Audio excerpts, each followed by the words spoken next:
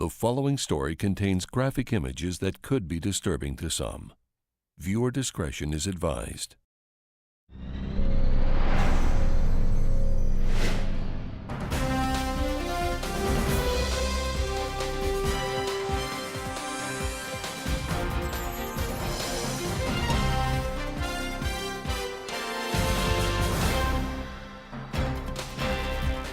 Good evening, and thank you for joining us.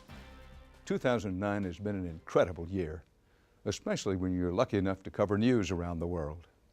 We've had the opportunity and privilege of bringing you something unique, and that's the stories and perspectives you're mostly not hearing anywhere else. We strive very hard to look beyond the headlines, to dig really deeply into topics that oftentimes are brushed over in the manic world of cable and other news. We also give stories the time that they deserve. So as we wrap up 2009, we thought it might be interesting to take a look back at our year with snapshots of some of the stories we've covered. We begin in Afghanistan, where there was an election, a change in command, a change in strategy, and a surge in U.S. and NATO troops. But there's so much more to the story. Few broadcast outlets anywhere in the world have devoted the time and resources we have to covering the conflict and the consequences. In May, we aired a story on limiting civilian casualties, whom to shoot and whom not to shoot. We traveled to the dangerous city of Kandahar in southern Afghanistan.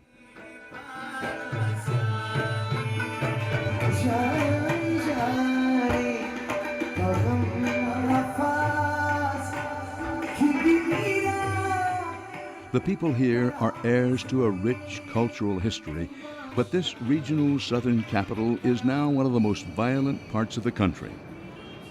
Western journalists seldom come here. It's a Taliban stronghold, and it will be the center of America's troop increases. Many an empire has fought for its control. In 1994, the Taliban captured the city and made it their headquarters. You can see through the haze the outline of a mosque where Mullah Omar, the Taliban leader, once preached. If this city of over 300,000 looks like it's frozen in history, there's a good reason. Legend says it was founded by Alexander the Great, and it sits astride the famed trade routes of antiquity. Today, the city is on edge. The people here, like those throughout Afghanistan, are uncertain of the future. A fledgling local police and army try to keep the peace, but all await the arrival of the Americans and the battle to come. The expectation is that there will be many civilian casualties, and those who are wounded are likely to end up here at Kandahar's Mirwais Regional Hospital. And what a region it is. This is the only hospital for an area twice the size of Indiana, and it serves more than 2 million people. The hospital was built in the 1970s and can only offer the most basic care. There are several hundred beds, but patients are crowded, many to a room, with no curtains or privacy. The Red Cross helps support the hospital, and one worker estimated that 83% of patients admitted in the wards were affected by the conflict in some way. This man says he was farming the fields in neighboring Helmand province when he was caught in a firefight between the Taliban and coalition forces.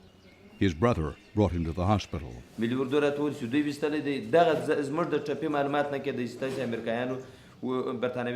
Whoever fired the shots, he said, his brother is badly wounded.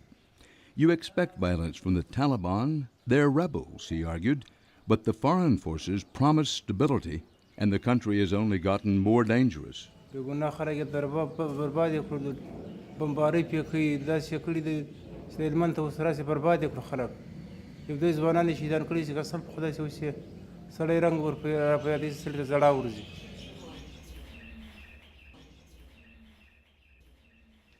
to the east, and another constant threat to soldiers and civilians: suicide bombers who terrorize the fragile framework of Afghanistan's young democracy. In a story from last January, we showed you how a quiet day on the front lines can change in a horrifying instant. Some of the other areas, you know, a couple of kilometers away, they get a lot of action. They get mortared and things like that. I don't know why our area seems so quiet sometimes. You know there's enemy activity out here, but it's like we're just sitting here docile. We're waiting for them instead of us going out to get them. And I'd rather be out there. And then, without warning, Hey, 2 people follow Doc. Hold up, you're all not rushing out there.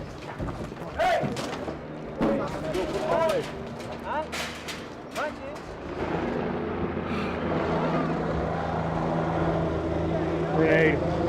Grenade. On the ground by the foot. I have no idea. You're okay. Got a live grenade just to the left of the leg. There's another leg over here, but I don't want to walk over there in case something happens. There's a brain and all kinds of bullshit everywhere. Do we know what happened? I don't know. I haven't found out yet, but I guess the guy walked up here. They stopped him, talked to him, and he blew up. surveillance video taken at the gate revealed that a suicide bomber had detonated himself when the Afghan security guard refused to let him on the base. A helicopter arrived to transport the 2 men injured in the attack to an army hospital. One of the men is an Afghan national policeman, and the other, one of the ASG members trained by Zaruba and his team. Tell them to look at me. Look at me and breathe with me. Breathe with me.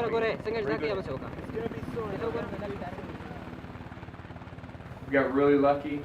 I think the ASG guy's going to make it. The AMP guy's definitely pretty good, but we just got to stay vigilant. Keep an eye on the ASG. They're going to be a little shaky right now. Everyone tracking? They're going to be a little bit shaky. Sub-governor's a little shooken up right now. Of course he is. Yeah. Oh. There is speculation that the sub-governor of the Tarazai district was the suicide bomber's intended target, perhaps because of his cooperation with coalition forces. Captains Zaruba and Hilt tour the bomb site with the sub-governor and try to assuage his fears by telling him the U.S.-trained Afghan security guard performed extremely well. And the ASG did a great job. They did exactly what they were supposed to do. And they stopped the suicide bomber from going into the district center. There might be a half of a print on it. Yeah, there's a print. All right. All right. Whoop, whoop. I found a finger. Ready? Yep.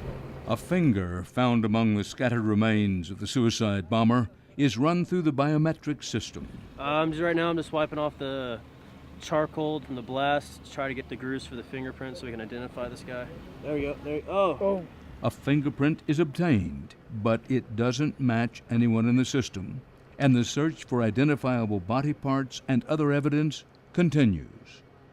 Back inside, Captain Hilt addresses the men about another concern. Some of the things that we know is that the kids that typically hang around were walking with the guy just prior to him detonating. We have permission now to take AMP and go search their village. Let me throw this out there. I don't think it was the kids. Guilty by association. Yeah, but that's what it is. At this point, we have to take a guilty by association. And who knows, it could have been one of their family members that they didn't even know. That's why we're going over to their village. At the kids' village, a local man tells Captain Hilt that he hasn't seen anything suspicious, but Hilt knows that there are often other factors at play, such as intimidation from the Taliban. Tell them that we're very proud of them and we're proud of the AMP that live here, and that we're glad that they're supporting us. If they know something, and they're just scared to tell us and all that stuff, they can come over and we can talk to them separately.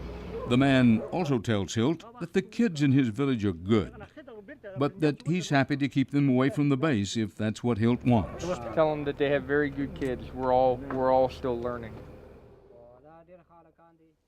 And finally, a visit to a remote outpost high in the mountains of the infamous Korengal Valley.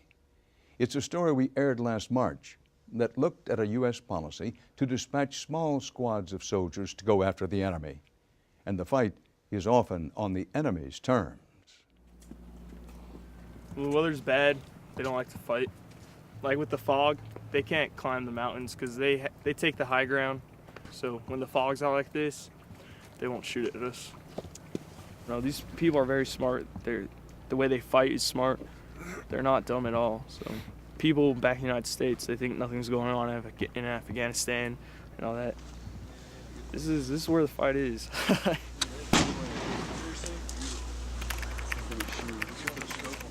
These are the men of a U.S. Army outpost in Afghanistan's Kunar province.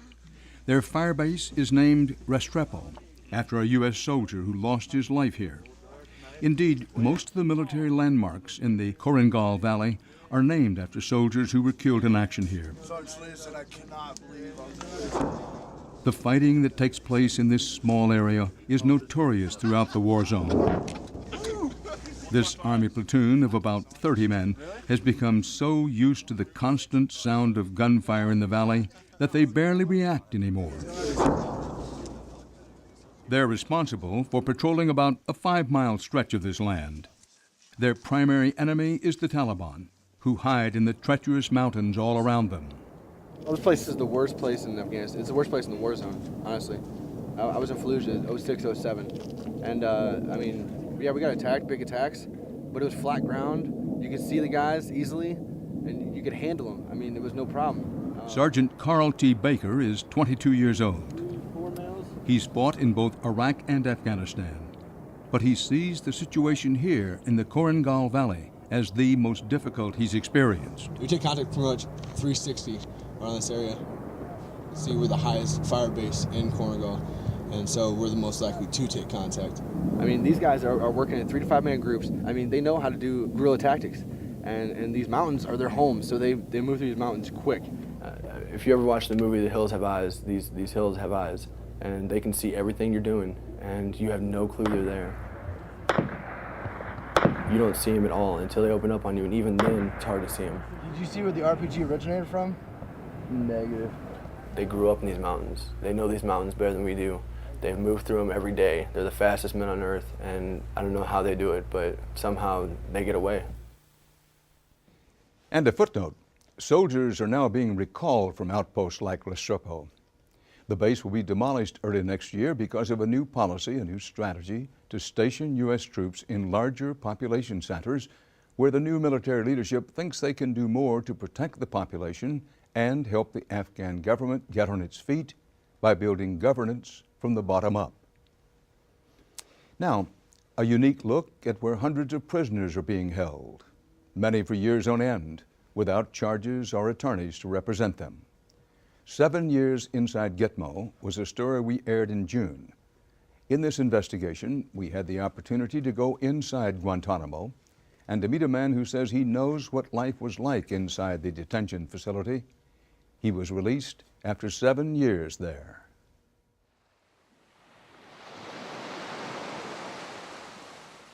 Tucked into the southeast corner of Cuba is America's oldest naval base, a picturesque and sleepy outpost, taking up 45 square miles of land and sea. Since 1903, Guantanamo Bay Naval Station has served as a fueling base for U.S. operations in Latin America. Today, it's best known for fueling controversy, all because of a part of the base, 3 square miles, that has been circled in razor wire and guard towers. It's a short flight from Fort Lauderdale to what the Bush administration called the War on Terror. Nearly 800 men have passed through Guantanamo's detention center. Today, 239 remain. Who are they? We know they speak at least a dozen languages, and that some are considered, quote, the worst of the worst, masterminds of 9/11. Some others have been ordered released, but they remain at the detention center because they have nowhere to go. Then there are those in a permanent murky purgatory.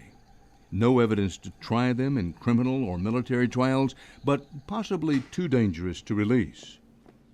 In the court of world opinion, how President Obama deals with a couple of hundred men jailed on a small, dusty base in the Caribbean will go a long way to the success or failure of his foreign policy. Tonight, you're going to see the first American television interview with a recently released detainee who was accused in 2001 of plotting to bomb the U.S. Embassy in the European capital of Sarajevo. Lakhdar Boumediene was born in Algeria and immigrated to Bosnia. He had a wife and 2 children, and he worked as an aid worker.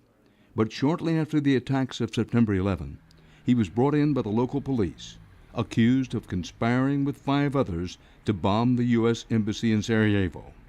When the police told him the charges, Boumediene said he laughed. I was laughing. I laughed. I told him I have no time to joke with you. I have no time. I have wife and I have daughters and I have my job. I have no time. Please, you can't let me go. But the Bosnian police officers were not about to let Boumediene go. On January 20th, 2002, Boumediene landed, along with 33 other prisoners, and felt the tropical air of Guantanamo Bay. They were the 5th shipment of prisoners and brought the population of Camp X-Ray up to 110. The next day, he was weighed, measured, and given a prison number, 10005. I hear the dogs, the soldiers, they yelling, don't talk, don't stay, don't stop, don't sit down, don't stand up, don't. If you move just your head, if you feel tired, and you move your head, the soldier hit you here on your neck by box. He said, don't move. And the translator with him, توقف, he says in Arabic, don't move. If you asked him about water, again, 1 box in your head, your neck, your chest, your back. He don't care to you. Just don't move. When his hood was finally removed, what he saw around him were a set of images that appeared in newspapers and televisions around the world. The pictures were of Guantanamo's soon-to-be infamous and now abandoned Camp X-Ray. It was here, in the short weeks after 9/11, that a small section of Guantanamo Navy Base was set aside as a detention center. The facilities were makeshift and primitive. The same day that Lakhdar Boumediene sat down with us for an interview in Paris to make his allegations, another one of our producing teams toured the Guantanamo Bay detention facility. The picture they were shown was very different from what Boumediene described. There's nothing here that I wouldn't be proud to show my mom or my kids or anyone. It's a fact. We operate safely and humanely, 24 hours a day. Rear Admiral David Thomas has commanded the detention camp for the last year. He was at the Pentagon on 9/11 and ran back into the burning building to save colleagues. He wouldn't talk about that day, but he was eager to talk about Guantanamo. His message? Guantanamo is not what you think. Not now. Not on his watch. Everything we do here is safe and humane. It's legal. It's in accordance with international law, U.S. law, Department of Defense policy, Army field manuals, the Geneva Convention, Common Article 3. And it's transparent. It couldn't possibly be more transparent. Admiral Thomas says that over the years, Guantanamo has gotten a makeover. Under his watch, the library now has 14,000 books. There's satellite TV and English classes for the best behaved detainees. While Congress and the President are locked in a fierce debate about what to do with the detainees, Admiral Thomas says his focus is keeping the conditions of detention off the table. Those are very important, very complicated, complex policy discussions ongoing back home. My president counts on me and everyone else down here to ensure that the detainees are treated with dignity, with safe and humane techniques and processes, so those important, complex policy discussions can go on unencumbered by any question as to how we treat the detainees down here. But there are lingering questions around the world about how the detainees are being treated even now. We can't be certain about answers to all of these lingering questions and suspicions. There's only so much we can report firsthand as a result of our 2-day tour. Now, when we come back, more from 2009.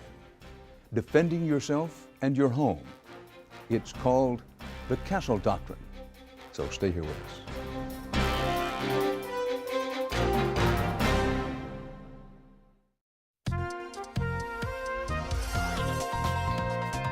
Missed an edition of Dan Rather Reports? Or just want to see one again? We're now available on iTunes, so check us out.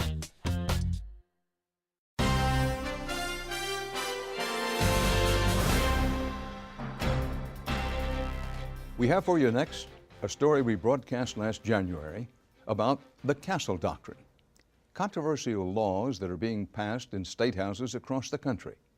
These laws involve the right to protect yourself and your property with deadly force. Pasadena, Texas, is in the heart of oil country, about a half-hour southeast of Houston. It's mostly a blue-collar town where refineries and chemical plants loom over the horizon. In this upscale subdivision, 2 suspected burglars would lose their lives.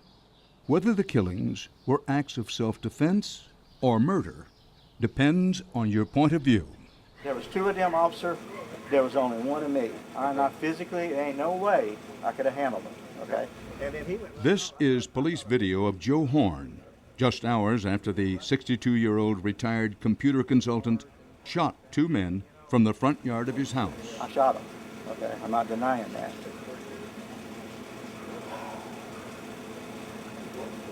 I did not come out here with no intent to shoot anybody. Horn said that he opened fire out of fear for his life. I thought I've been scared in my life, but I ain't ever been scared like this. I ain't ever been scared like this.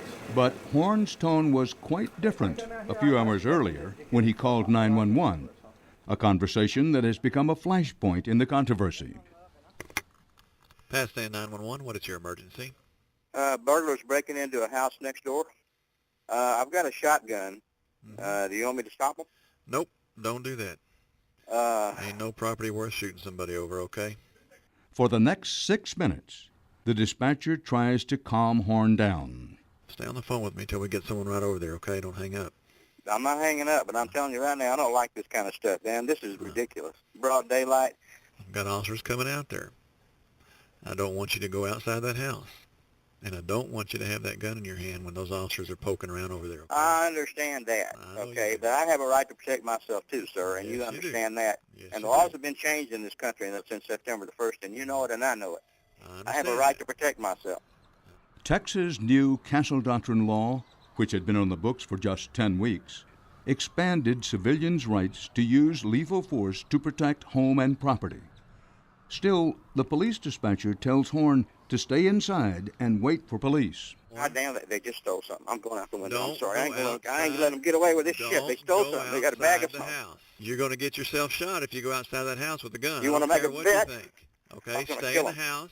Minutes pass, and the dispatcher continues to distract Horn. They got a bag of loot. Okay. How big is the bag? They're carrying a Just bag a hand. of stuff. They're walking out about a hand full. Yeah, Which way are they going? I can't. I'm going outside. I'll find out. No, I don't want you going outside, Mr. Horn. Well, here it goes, buddy. You hear the shotgun clicking, and I'm going. Don't go outside. Move. You're dead.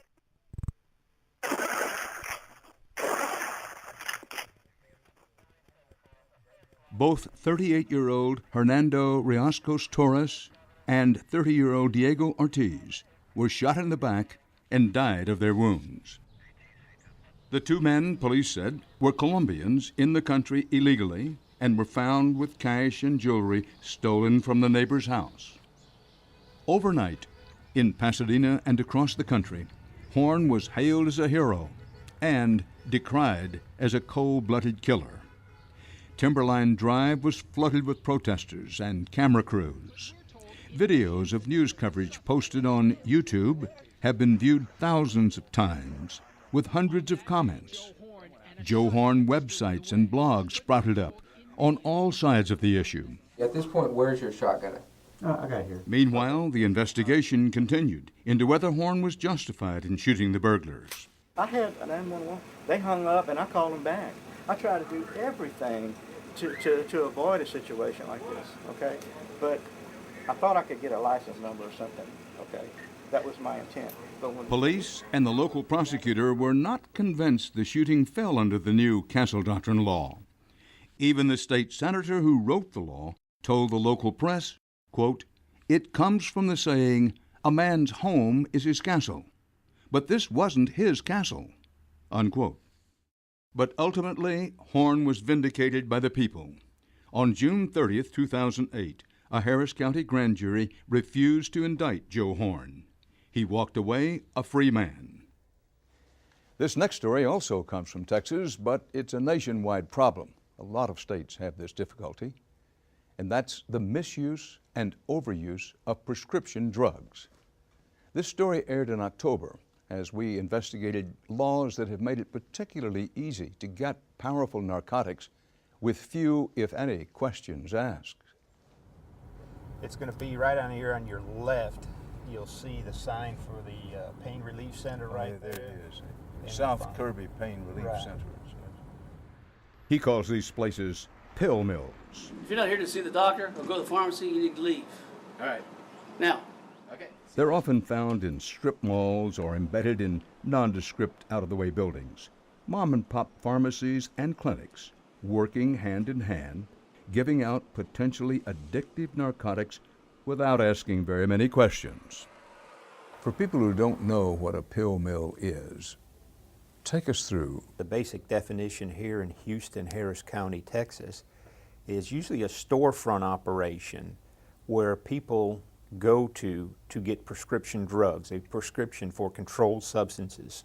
These pain clinics, or pill mills as they're referred to, don't have to be owned or operated right now by a licensed medical doctor. They could be owned by a layperson. Do they have to be licensed by the city? No. Licensed by the county? No. Licensed by the state? No. Any federal license required? None whatsoever. So it's a business like a 7-Eleven or a hot dog stand? Exactly. It's just like any if you were going to open up a shoe store. There's no licensing requirement as of right now. Wow. We wanted to see for ourselves how easy it is to get these types of drugs. 3 of our reporters, each going to a clinic only once, were able to buy all of these. All of our reporters used out-of-state IDs, which presented no problems. They just had to fill out a little paperwork, say they were in pain, ranking it on a scale of 1 to 10. Each was given signed prescriptions and directions to a nearby pharmacy with assurances that those prescriptions would be filled. The total, 600 pills, mostly powerful muscle relaxers and painkillers, easily enough for a deadly overdose, or big profits when marked up on the street. It may surprise you to know, according to the DEA, that narcotic painkillers now cause more drug overdose deaths than cocaine and heroin combined. You know, from that 17 when he first experimented with the beer and the Xanax, and as he got older and started progressing, he got to where at some point he knew that he had the addiction. He knew that he had it, and he hated it. He hated it. I loved that child so much that I wanted to give him the benefit of the doubt. His parents say Chris checked himself into rehab treatment twice, but the temptations were always there. Peer pressure and pals with pills, and yes, his own weaknesses. Christopher Scarborough was 25 years old. Cause of death was combined drug toxicity from the exact 3 drugs that he had been prescribed by this clinic. And they were? Vicodin, Soma, and Xanax. Those 3 and only those 3. Was that one of the bottles? That's one of the bottles. A bottle that big. Mm-hmm. In my view, would be no different than if he had gone to the doctor and said, you know, I'm just a little depressed. I'm depressed and I don't really know what I want to do.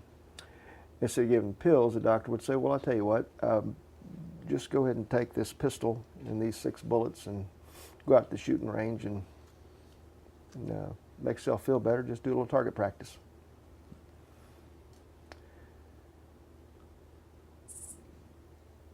$360 pills. Says take 1 tablet by mouth 4 times daily. And this is hydrocodone. That's the Vicodin. Mm-hmm.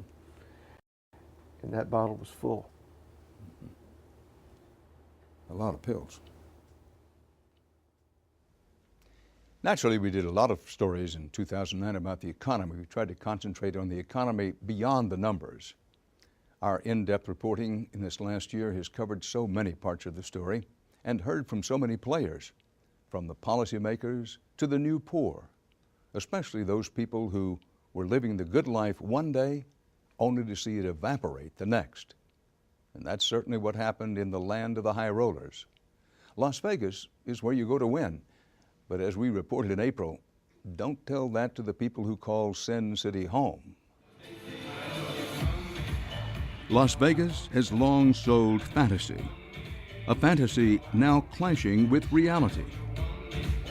And that leads us to the story of Penelope. That's not her real name. She's called an entertainer, an exotic dancer. And in her story, you can see all the hopes, fears, and uncertainty of today's Las Vegas. Club Paradise Beauty for Bob Maine, Penelope. Come right back for a couple more. Stick around and enjoy the show. Have a round of cocktails. You know, the thing about dancing is you might have a good week, you might have a bad week. There's many, many nights I leave negative after paying a house fee, and then I don't make that money back. Entertainers like Penelope pay up front for the opportunity to dance. It's called a house fee and can be as much as $100 a night. Apparently I owe y'all $284. The dancers are personally paid in cash and keep their earnings, but they're expected to tip the staff, like the disc jockey and bartender, at the end of their shift, sometimes leaving with little to take home.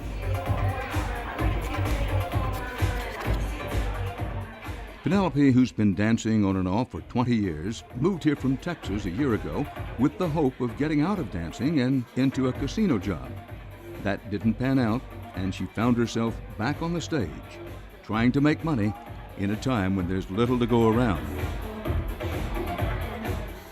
The way that we're compensating for making less money is we're working more hours, we're working more shifts. You know, in Texas, I used to work from 7 to 2. Here, most of the clubs are open to the wee hours of the morning. Some of the clubs are open 24 hours a day. I will work until I'm just absolutely exhausted and can't work anymore, or I've made the money I need to make. You know, sometimes I work 15-hour shifts, you know, to make the money that I'm used to making or that I need to make. How old is she? She's 4.5. She'll be 5 in August. So she's what, in preschool, not yet? Yeah, she's in pre-K, yeah. So she'll be kindergarten next year. Penelope's number one priority is her daughter, who suffers from autism. When they lived in Texas, her daughter's therapy cost over $4,000 a month. Penelope chose to pay it instead of her mortgage, and they lost their home before moving here to Las Vegas. In Nevada, a lot of the therapy is covered by the state. I have very little out-of-pocket expenses for her as far as her therapy goes. It's just, you know, some of the things that are hard, or she's like on a special diet, and, you know, a loaf of bread that's this big is like $6 for her, gluten-free bread, and she eats a lot. She's this big, but she eats like a teenager. Taking care of her daughter is a full-time job. I still have not been contacted regarding the orientation for the autism program. She missed last week's therapy because she was sick, and I had to cancel my the last visit. The serious Penelope at home is unrecognizable from the one that has to sell a carefree attitude at the dancing club. I was getting the parent training over at Connection Center. Ultimately, she must reconcile the two in a life where there's now very little margin for error. Just making it in Las Vegas. And now the bailout and the fallout. We devoted considerable airtime to those who are watching where billions of dollars, many times your tax dollars, are going. First, the outspoken overseer of bailout money. She was appointed by Congress, and ever since, Elizabeth Warren has been on a tear. This from an interview we broadcast in April. For 50 years, we have no bank failures, no major crises. It works. Now, there's innovation, there's change. It's time to change regulations. It gets to be the early 1980s. And what do? Instead of saying new products, we need to change regulations to adapt. We take a different path. We say, you allow banks to go in the insurance business and vice let's versa? deregulate. That's exactly right. We begin to break down the old regulations. We say, who needs regulations? They're so pokey, so old. So we go with this idea of let's get rid of regulation, and what happens? Late 1980s, savings and loan crisis should have been a warning. Late 1990s, remember long-term capital management, the hedge fund should have been a warning, but we let it go. Early 2000s, Enron, bad books, not telling the truth, should have been a warning, but we let it go. And where do we end up? In the biggest crisis since the Great Depression. Markets are wonderful. They produce great wealth for us, but they are by their very nature something we call pro-cyclical. When they're going up, they chase themselves up. Hey, wow, it's doing great. Up they go, and when they go down, they chase themselves down, and they go lower than actual supply and demand would suggest. Now look, we can live in a world of ups and downs for the rest of our lives. We can say, who needs regulation? Let's just ride that roller coaster wherever it goes. But you know, we have to remember, when it goes down, it doesn't just take down the people who gambled. It doesn't just take down the people who invested on Wall Street. It takes down everybody who's got a pension. It takes down folks who have jobs in construction industries and other industries that get hit by this. It takes down, in this case, it takes down homeowners, people who thought they were doing the right thing to protect themselves for the future. It takes down the prudent along with the gamblers and the wild ones. Which is where we are today. Which is exactly where we are today. So we could say, hey, no more regulation, that's fine, but look what it's brought us. We are not willing to let these big financial institutions fail. We've got this too big to fail notion, so we are going to shovel billions of dollars in their direction and still take the position we shouldn't regulate them. This is a world that may be a lot of fun for the high flyers who get theirs and keep theirs, but it's not a world that works very well for ordinary families. Now, we also began talking to a freshman congressman from Florida long before he became a bold-faced name.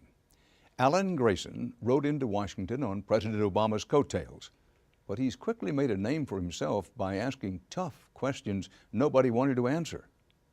This story we called Taking on the Fed, first broadcast in September. We have an organization now that can willy-nilly hand out $1 trillion and is accountable to no one. Meet freshman Congressman Alan Grayson, the first Democrat in 34 years to represent Orlando's 8th District. Think about that. One person, the chairman of the Federal Reserve Bank, having the power to disburse $1 trillion without checking with the president, without talking to Congress, without being subject to the Freedom of Information Act, without having any auditing. This is outrageous. Grayson was raised in a tough neighborhood in the Bronx. He worked his way through Harvard Law School, founded a telecommunications company that grew into a multi-billion-dollar business, and made a name for himself prosecuting Iraq war profiteers. Thank you, Mr. Chairman. Now, as a junior member of the House Financial Services Committee, the congressman with the colorful clothes is tackling what he calls the biggest, most secret bailout of them all, the Federal Reserve's Emergency Lending Program. Mr. Cohen, you just said that $1.2 trillion has been lent or spent, as the case may be. That's $4,000 for every man, woman, and child in this country. Don't Americans have the right to know how you spent that money? Grayson wanted to find out where the money went, and so last May he grilled the Federal Reserve's Inspector General, Elizabeth Coleman. Have you reached any conclusions about the Fed expanding its balance sheet by over $1 trillion since last September? We have not yet reached any conclusions. Do you know who received that money? We're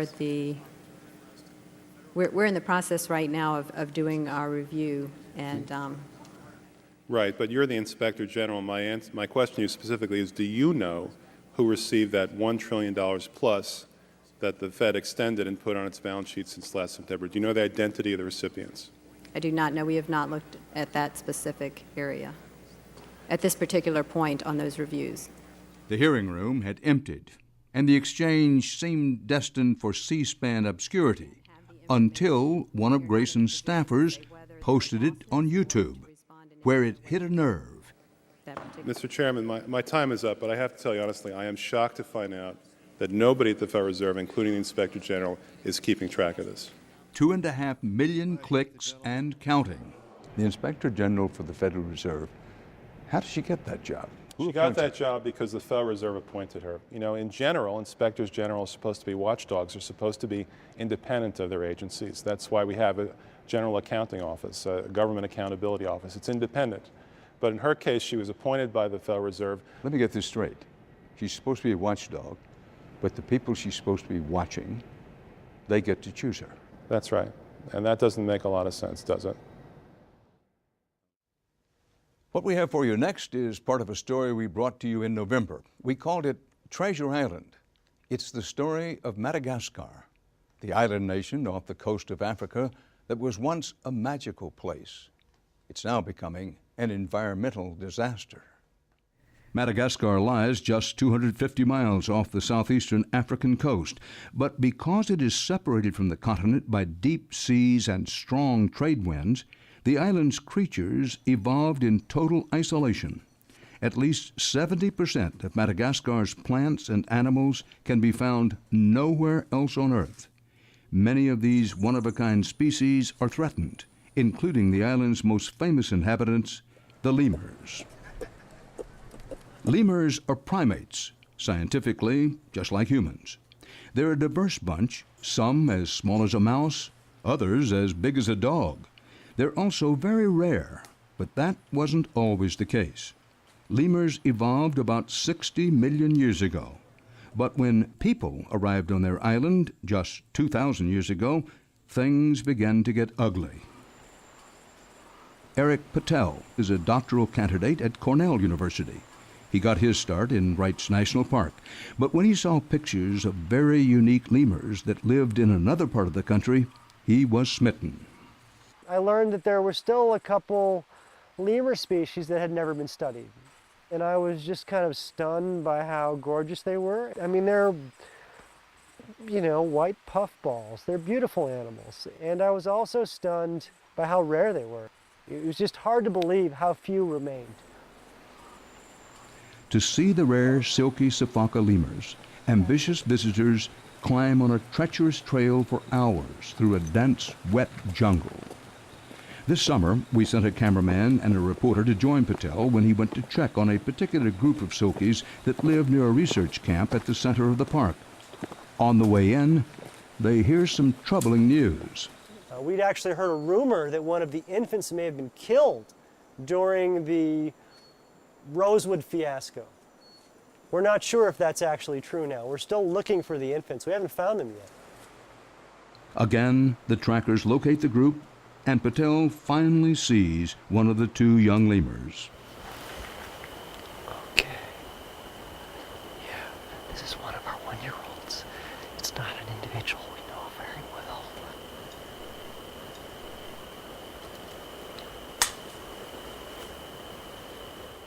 He never found the other one. It's hard for a silky Sifaka infant to survive, and we've lost a lot over the years. We're really worried about them. They're so rare. I mean, they don't survive in zoos. It's not likely we'll be able to breed them in zoos in the near future. It's really the silky Sifakas here in Marojejy in the high, high mountains that might be the last hope in 100 years. Patel may never know what happened to the missing baby silky Sifaka lemur. It's impossible to prove that it's a victim of the logging. But losing a baby is a tough blow for Patel and the effort to save this endangered species. Just ahead, more of Dan Rather reports, some of the best of 2009. So stay with us.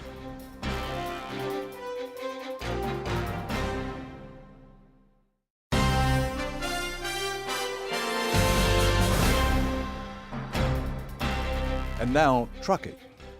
Judging by your responses, the investigative series we aired on the men and women who pilot 18-wheelers and their driver training, or lack of it, was one of the year's most popular. We began with the story of a very outspoken driver named Desiree.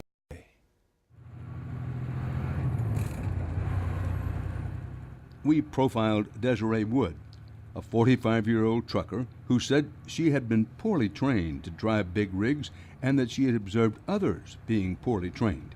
She says she spent thousands of dollars at a commercial driver's license school in Florida called the CDL school. So how did you wind up choosing to go to trucking school? Seems an odd choice. I mostly did not want to work in an office. I wanted to go somewhere where I was going to do my job and be left alone.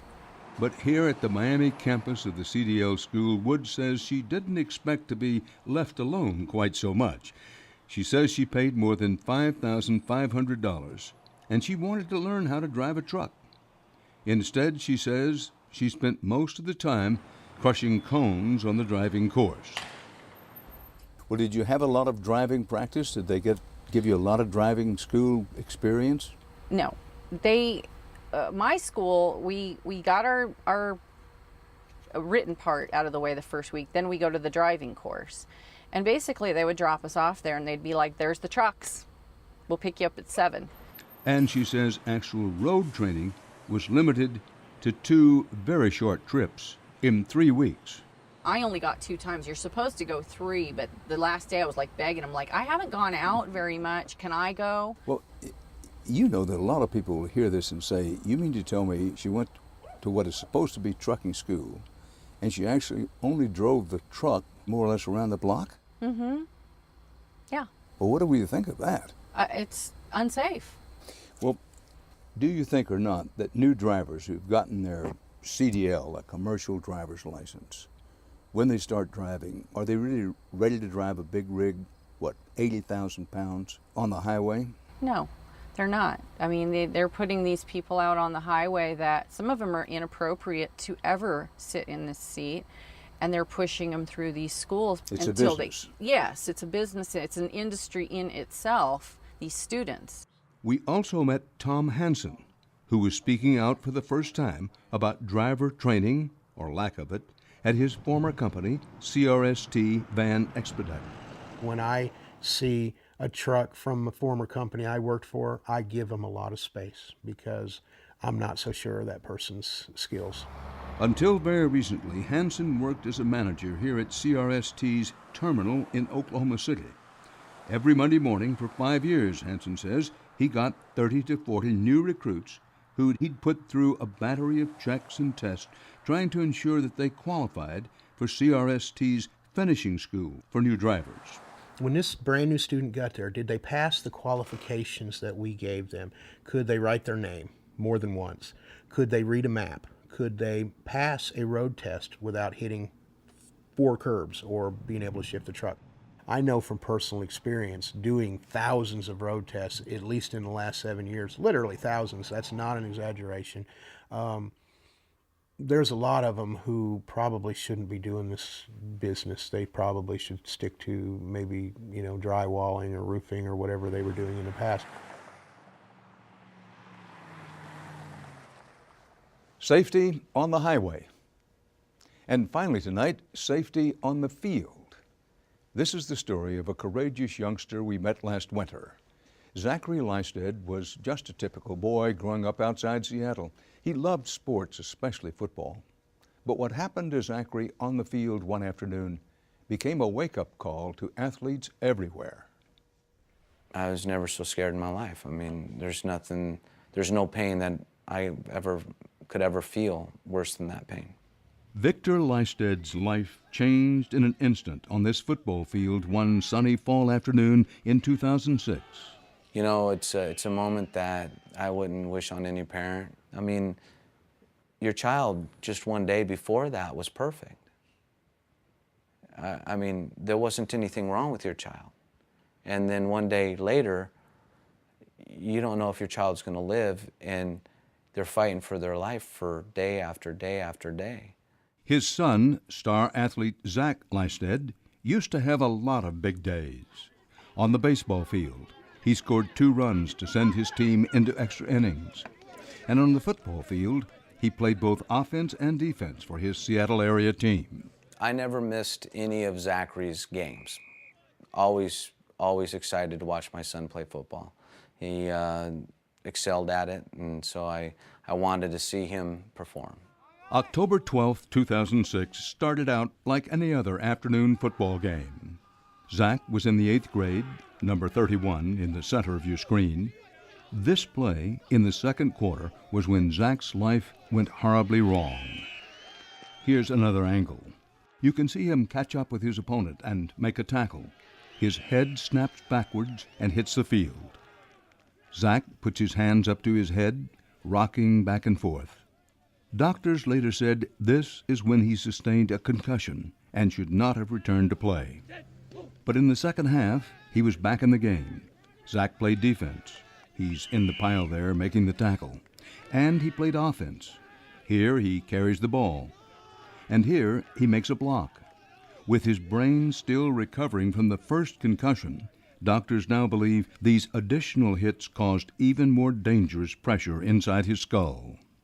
His dad could tell something was off. At the very end of the game, I noticed my son was shaking his head and not doing what a normal child should do, and I didn't understand what was going on, and I started getting a little concerned, and I walked out and asked Zach what was wrong with him, and he said, "Dad, my head hurts really bad. My head hurts really bad."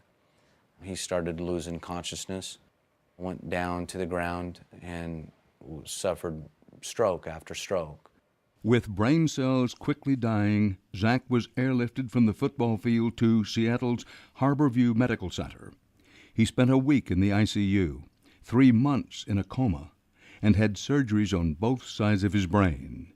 His mother, Mercedes, remembers. It was always nerve-wracking when the doctors would come in and check everything and stuff, and you could see the only thing that was protecting the brain was the skin. And every time they touched him, you were afraid, oh my gosh, I hope they're not doing something to hurt him. They reassured us that they weren't, but you still aren't, sure of that. He couldn't say anything. He didn't say his first word till about 9 months. He said, "Oh." 9 months after his injury. He couldn't move any part of his body for about 13 months, and he started moving his left side a little. And the Lysteds have started to see these tiny accomplishments as major victories. This is Zach Lysted today. The touchdowns and tackles on the football field are gone, but Zach still enjoys playing sports through video games. He's even learned to play Wii using his left arm. And he's able to be competitive with his best friend, Naya. We spent a typical day with him and saw just how grueling his schedule is. Pull, Zach. Go. Pull. First stop in the morning, Nice work. physical therapy to work on relearning how to walk. Get tall, bring that weight forward. Good job, Zach. Then speech therapy for improved language and reasoning skills. Making inferences, drawing conclusions. Second good catch. Occupational therapy There you go. for coordination. Okay, now we're coming out. And after a quick meal in the van, he's off to work with a personal trainer at a local gym to try to rebuild his muscle. So keep it slow. Control it on the way. The hardest part of seeing their son go through this is knowing it was all preventable. The Lysteds have filed a claim against the school district, partly because Zach was sent back into the game after his first head injury. A lawyer for the school district says the coaches did indeed evaluate Zach for a concussion after that first hit to the head and felt comfortable returning him to play, a move they believe would not have changed the outcome of Zach's medical condition. My son had a concussion, was returned to play without being evaluated correctly, and had multiple hits after that led to his injury the way he is right now. If he would have been taken out of the game and not returned to play, all the medical professionals said my son would not be the way he is right now. They all say that. Don't go on my knee. I learned not to go on my knee from my dad. If somebody wants to trade me spots for a minute, they would totally understand how important it is to get the message out to kids, to parents, to coaches, what the long-lasting effect of a concussion and returning to play is. After our original story aired, Zach's saga picked up more national attention on cable and network news programs and also in newspapers. Then, too, the NFL has done an about-face and is now suddenly taking brain trauma to professional football players much more seriously. We will continue our investigation into young athletes and head injuries coming early next year. And that's our program for tonight. There was so much more we couldn't squeeze into this hour that we're mighty proud of. If you'd like to see more of Dan Rather Reports, we're always available on iTunes. Thanks again for your support in 2009. We wish you a safe, joyous, and prosperous new year. From New York, for HDNet, Dan Rather reporting. Good night.